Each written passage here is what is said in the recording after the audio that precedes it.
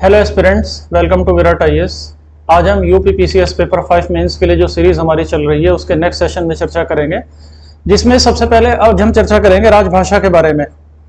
देखो, प्रदेश की जो पहली राजभाषा है वो हिंदी है और दूसरी राजभाषा उर्दू है, जिसके प्रचार प्रसार और प्रयोग के लिए और बाकी भाषाओं के प्रचार प्रसार के लिए यूपी का भाषा विभाग काम करता है, जिसमें विभिन्न भाषाओं से संबंधित क्रियाकलाप और योजनाएं हैं उनको कई संस्थाओं के माध्यम से यूपी में चलाया जाता है, जैसे यूपी हिंदी संस्थान लखनऊ, इसी तरह यूपी संस्कृत संस्थान लखनऊ या यूपी उर्दू एकेडमी, हिंदुस्तानी एकेडमी प्रयागराज इलाहाबाद, उत्तर प्रदेश भाषा संस्थान लखनऊ, उत्तर प्रदेश सिंधी एकेडमी या यूपी पंजाबी एकेडमी और स्वर्गीय Fakhruddin Ali Ahmad memorial committee Lucknow. Uttar Pradesh Bhojpuri academy नाम से एक नई संस्था के गठन की अधिसूचना जारी कर दी गई है और यूपी में सबसे पहले 14 सितंबर 1947 को देवनागरी लिपि में लिखित हिंदी को अपनी राजभाषा घोषित किया गया था। राजभाषा हिंदी का प्रयोग यूपी के सारे गवर्नमेंट ऑफिसेज में 26 जनवरी 1968 से अनिवार्य किया गया है और इंग्लिश का प्रयोग करने वाला ऑफिसर्स और एम्प्लॉयज के खिलाफ कठोर कार्रवाई करने की व्यवस्था की गई है ताकि हिंदी को बढ़ावा दिया जा सके। इसके बाद दूसरी राजभाषा की चर्चा करेंगे। देखो, यूपी की दूसरी राजभाषा है उर्दू। गवर्नमेंट ने 1989 में यूपी राजभाषा संशोधन एक्ट पारित किया और उर्दू को कई सारे ऑब्जेक्टिव्स के लिए second language, official language declare किया गया और उर्दू में जो अर्जियां आती हैं, जो आवेदन पत्र आते हैं, उनकी प्राप्ति और उर्दू में उनका आंसर देना पहला उद्देश्य था।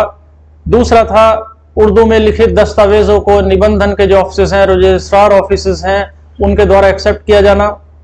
तीसरा, जो इंपॉर्टेंट सरकारी रूल रेगुलेशन है, नोटिफिकेशंस है, उनका उर्दू में भी प्रकाशन करना। चौथा उद्देश्य उर्दू को बनाने का था जो सार्वजनिक महत्व के सरकारी आदेश हैं उनको उर्दू में जारी किया जाए।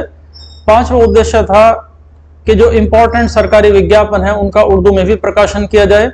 छठा, जो गैजेट है, गैजेट का भी उर्दू रूपांतरण प्रकाशित किया जाए, उर्दू वर्जन का। और सातवां उद्देश्य है जो इंपॉर्टेंट संकेत है, संकेत पट है, जो माइलस्टोन्स हैं, उनको उर्दू में प्रदर्शित किया जाए।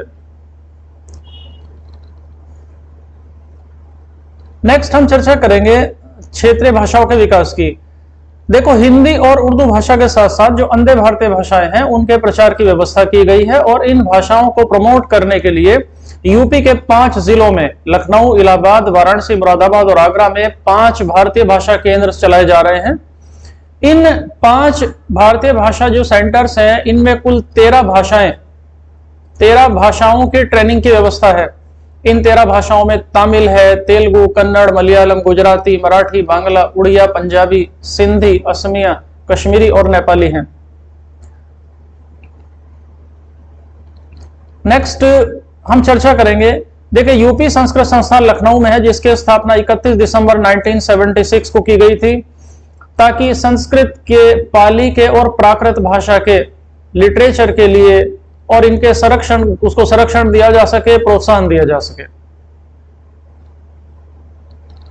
भारतीय भाषाओं के साथ साथ भारतीय भाषाओं और हिंदी, उर्दू, ब्रज भाषा अवधि आदि के लिटरेचर को प्रमोट करने के लिए हिंदुस्तानी एकेडमी प्रयागराज इलाहाबाद चलाई जा रही है। ये काफी ऐतिहासिक संस्था है जिसको 29 जनवरी 1927 को बनाया गया था।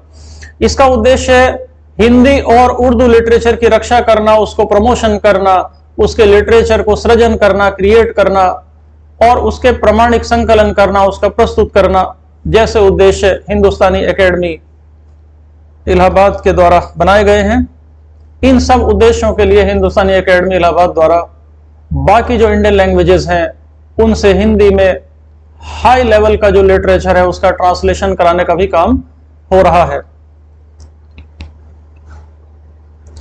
यूपी हिंदी संस्थान, देखिए, हिंदी भाषा और लिटरेचर के प्रमोशन के लिए, उसके विकास के लिए और टेक्नोलॉजी में जो नेशनल लैंग्वेजेस हैं, जो राष्ट्रभाषा है, उसकी जो वर्तमान भूमिका है उसको ध्यान में रखते हुए यूपी हिंदी संस्थान 30 दिसंबर 1976 को बनाया गया था।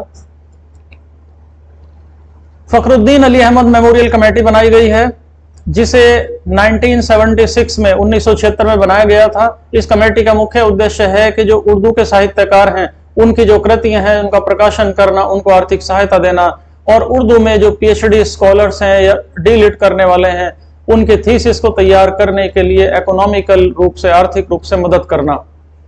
और जो डिफरेंट विद्वानों द्वारा इस मेमोरियल कमेटी के द्वारा अलग अलग व्याख्यान आयोजित किए जाते हैं। यूपी भाषा संस्थान लखनऊ है। देखो, उत्तर प्रदेश भाषा संस्थान जो लखनऊ है, इसकी स्थापना प्रदेश के हित में की गई थी ताकि भारत के जितने भी राज्य और संघ शासित प्रदेश हैं वहां की भाषाओं और लिटरेचर को प्रोत्साहित किया जा सके और उसको विकसित किया जा सके।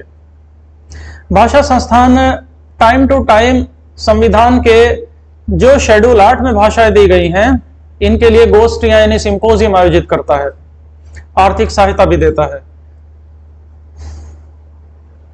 यूपी पंजाबी एकेडमी बनाई गई थी 17 मार्च 1998 को, ताकि पंजाबी भाषा, लिटरेचर, उसके कला, उसके लिटरेचर को, उसके कल्चर को बढ़ावा दिया जा सके।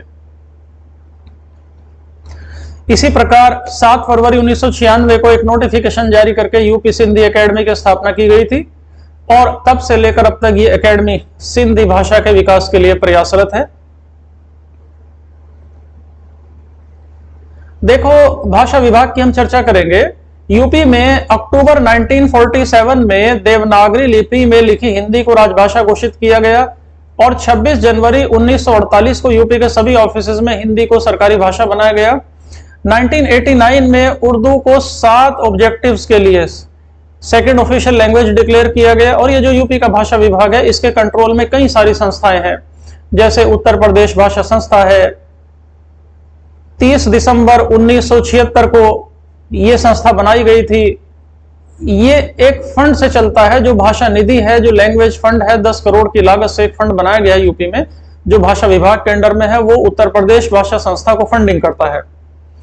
ये जो उत्तर प्रदेश भाषा संस्था है इसके द्वारा भारत भारती पुरस्कार दिया जाता है प्रत्येक वर्ष, महात्मा गांधी पुरस्कार दिया जाता है, साहित्य भूषण पुरस्कार दिया जाता है, राजऋषि पुरुषोत्तम दास टंडन जैसे पुरस्कार इसके द्वारा दिए जाते हैं और टोटल 111 पुरस्कार हर साल वितरित किए जाते हैं।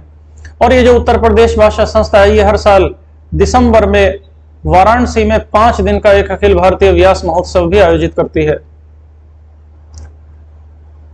भाषा विभाग के अंडर में ही हिंदुस्तानी एकेडमी इलाहाबाद है जिसके बारे में हमने चर्चा की थी, और भाषा विभाग के अधीन ही उत्तर प्रदेश उर्दू एकेडमी है।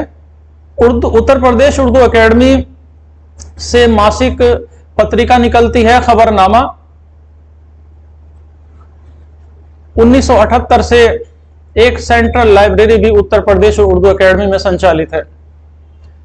भाषा विभाग में ही उत्तर प्रदेश सिंधी एकेडमी संचालित है और इसे के तहत उत्तर प्रदेश पंजाबी एकेडमी भी भाषा विभाग के तहत ही संचालित है। अब हम चर्चा करेंगे उत्तर प्रदेश के विभिन्न बोर्ड्स और आयोगों के बारे में, परिषदों के बारे में, जिसमें सबसे पहले हम चर्चा करेंगे उत्तर प्रदेश राज्य महिला आयोग के बारे में, वीमेन कमीशन।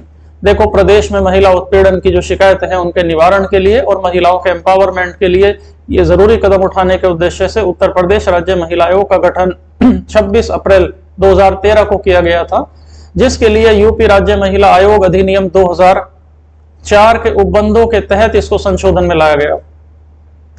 उत्तर प्रदेश महिला आयोग का मुख्यालय लखनऊ में है, जिसमें एक अध्यक्ष, 2 उपाध्यक्ष और 25 सदस्य होते हैं और इसमें कम से कम एक सदस्य एससी वर्ग से और एक सदस्य ओबीसी से और एक अल्पसंख्यक वर्ग से होना आवश्यक है।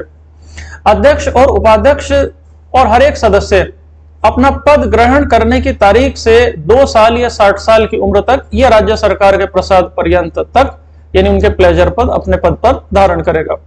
अध्यक्ष और उपाध्यक्ष के मेंबर की आयु कम से कम 25 साल होनी चाहिए और इस आयोग के जो अध्यक्ष हैं उन्हें राज्य मंत्री का दर्जा प्राप्त है और जो उपाध्यक्ष हैं उनको डिप्टी मिनिस्टर का दर्जा मिला रहता है।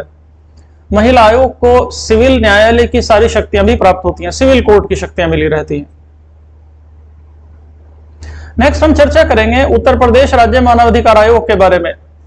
देखिए, Uttar Pradesh state human right commission का गठन 7 अक्टूबर 2013 को किया गया था और जिस अधिनियम के तहत किया गया था वो अधिनियम था मानव अधिकार अधिनियम 1993 इसमें एक अध्यक्ष और 4 सदस्य होते हैं।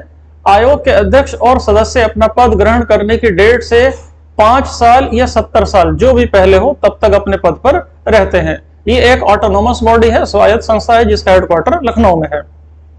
केवल हाईकोर्ट के जो रिटायर्ड चीफ जस्टिस हैं वही राज्य मानव अधिकार आयोग के अध्यक्ष पद पर नियुक्त किए जा सकते हैं, और उसी अफसर को इस कमीशन का सेक्रेटरी बनाया जा सकता है जिसका पद स्टेट गवर्नमेंट के सेक्रेटरी के रैंक से कम न हो। इस आयोग के पास अपनी एक जांच एजेंसी भी है जिसका अध्यक्ष एक ऐसा पुलिस अफसर होता है जो आईजी के रैंक से कम न हो। नेक्स्ट हम उत्तर प्रदेश पिछड़ा वर्ग आयोग की चर्चा करते हैं। 9 मार्च 1993 को एक शासनादेश लाकर यूपी राज्य पिछड़ा वर्ग आयोग के गठन की स्वीकृति दी गई। उत्तर प्रदेश राज्य पिछड़ा वर्ग आयोग अधिनियम 1996 का जो रेगुलेशन है, जो अधिनियमन है, वो राज्य पिछड़ा वर्ग आयोग का गठन करने के लिए किया गया था। और इंपॉर्टेंट बात यह है कि यूपी पिछड़ा वर्ग आयोग राज्य आयोग संशोधन अधिनियम 2014 द्वारा एक अध्यक्ष जिसे राज्य मंत्री का दर्जा है, 2 उपाध्यक्ष जिन्हें उप मंत्री का दर्जा प्राप्त है, और 25 सदस्यों की व्यवस्था की गई है। नेक्स्ट, यूपी में राज्य अल्पसंख्यक आयोग भी संचालित है। प्रदेश में अल्पसंख्यकों के संवैधानिक अधिकारों की सुरक्षा के लिए उनकी समस्याओं का अध्ययन करके उनका समाधान निकालने के लिए, परामर्श देने के लिए 1969 में एक सिंगल मेंबर, एक सदस्यीय इस आयोग का गठन किया गया, जो बाद में यूपी राज्य लोक सेवा आयोग अधिनियम 1994 द्वारा इसमें एक अध्यक्ष और 6 सदस्यों का प्रावधान किया गया। नेक्स्ट, उत्तर प्रदेश राज्य सूचना आयोग लखनऊ है, जिसका गठन 14 सितंबर 2005 को आरटीआई एक्ट 2005 के सेक्शन 15 के अधीन किया गया था। इसमें एक प्रमुख सूचना आयुक्त और 10 अन्य सूचना आयुक्त होते हैं, जिनकी नियुक्ति एक कमेटी करती है जिसके अध्यक्ष सीएम होते हैं, प्लस लीडर ऑफ अपोजिशन होते हैं, और मुख्यमंत्री द्वारा नामित मंत्रिमंडल का कोई सदस्य होता है। इनकी सिफारिश पर गवर्नर द्वारा इसकी नियुक्ति की जाती है। राज्य का जो मुख्य सूचना आयुक्त है उसको भारत के निर्वाचन आयुक्त के बराबर ही वेतन और भत्ते मिलते हैं, और राज्य सूचना आयुक्त द्वारा दोबारा नहीं बनाया जा सकता, यानी इस पद पर बंदा दोबारा नियुक्त नहीं हो सकता। राज्य सूचना आयुक्त का कार्यकाल 5 साल या 65 साल जो भी पहले हो। और राज्य सूचना आयोग उत्तर प्रदेश के जो प्रथम मुख्य सूचना आयुक्त थे वो जस्टिस एम ए खान थे। इसको शिकायती जो अपील है उनको निर्धारण करते समय ये किसी भी सूचना प्राधिकारी पर, किसी भी लोक सूचना अधिकारी पर 250 रुपए प्रतिदिन के हिसाब से जुर्माना लगा सकता है और अधिकतम 25,000 तक का जुर्माना लगा सकता है। नेक्स्ट, हम राज्य वित्त आयोग उत्तर प्रदेश के बारे में चर्चा करेंगे। देखो, भारतीय संविधान के आर्टिकल 243I और 243Y में जो प्रोविजंस दिए गए हैं उनके अनुसार ये गठित होता है। देखो, उत्तर प्रदेश पंचायती राज अधिनियम 1947 की धारा 32A के प्रोविजन के अनुसार गवर्नर हर 5 साल पर राज्य वित्त आयोग का गठन करता है, और ये आयोग पंचायतों और नगर पालिकाओं के जो उनके आर्थिक स्थिति है उसकी समीक्षा करता है। इस समय जो डिविजिबल पूल है, यानी जो बंटवारे लायक फंड है, उसका 60% नगर निकायों को मिलता है और 40% पंचायती राज संस्थाओं को दिया जा रहा है। जो 40% PRIs को दिया जा रहा है उसमें से 30% जिला पंचायत को, 10% क्षेत्र पंचायत को, और इसका 70% ग्राम पंचायत को दिया जा रहा है। नेक्स्ट, उत्तर प्रदेश में एक माटी कला बोर्ड भी स्थापित है ताकि जो परंपरागत उद्योग हैं उनको नवाचार के इनोवेशन के माध्यम से संरक्षित किया जा सके, उसको संवर्धित किया जा सके और इसको तकनीकी रूप से विकसित किया जा सके, मार्केटिंग की सुविधाएं दी जा सके।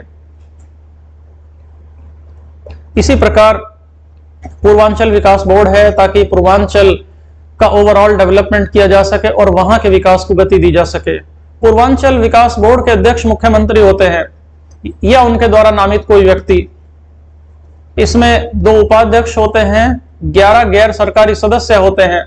इसके अलावा इसमें 2 एक्सपर्ट्स भी होते हैं और 12 सरकारी मेंबर होते हैं और एक अपर मुख्य सचिव होते हैं, प्रमुख सचिव होते हैं, नियोजन विभाग के सदस्य सचिव होते हैं। यह बोर्ड पूरी तरह एक परामर्शदात्री संस्था रहेगी, एडवाइजरी बॉडी रहेगी।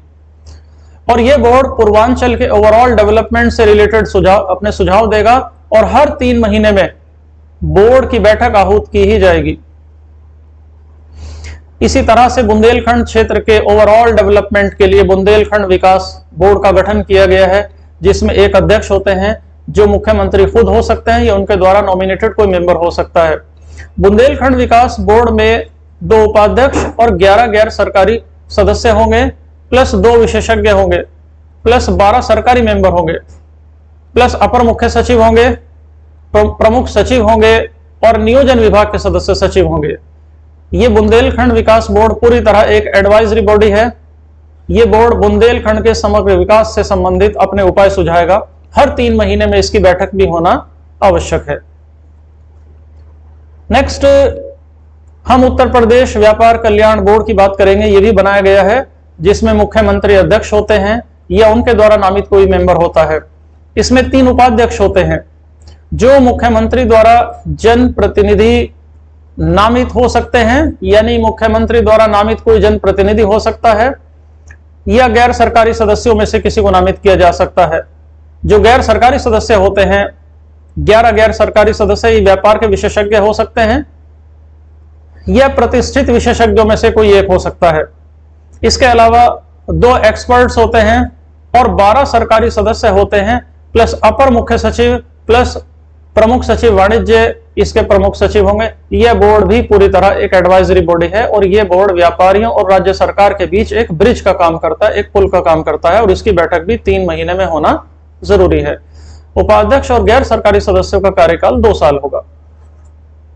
इस तरह हमने उत्तर प्रदेश के पेपर 5 से संबंधित आज कुछ महत्वपूर्ण जानकारी अपने सिलेबस में से प्राप्त की। इस चर्चा में सिलेबस के अगले हिस्से को नेक्स्ट सेशन में डिस्कस करेंगे। Till then, thank you.